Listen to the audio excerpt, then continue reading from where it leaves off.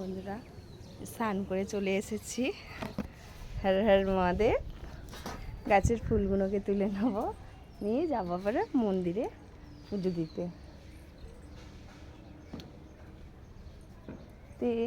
আমি এত চা খেতে ভালোবাসি। আমি যে কদিন চা খাচ্ছি না, আমার কোনো মাথায় যন্ত্রণা নেই, কিচ্ছু নেই। অন্য সময় ঘরে চা না খেলে বলি কি আমার মাথায় যন্ত্রণা করছে, তো তার এতটাই দয়া যে আমার কোনো অসুবিধাই হচ্ছে না। যে গোবিন্দ দেবাদিদেব মহাদেব, ওনার যে এত যে বলার মতন না। যে যে মনের থেকে ডাকবে সে ঠিক সাড়া পাবে। আমি এটা আমার মেয়ের জন্য করেছি, আমার মেয়ের মানসিক।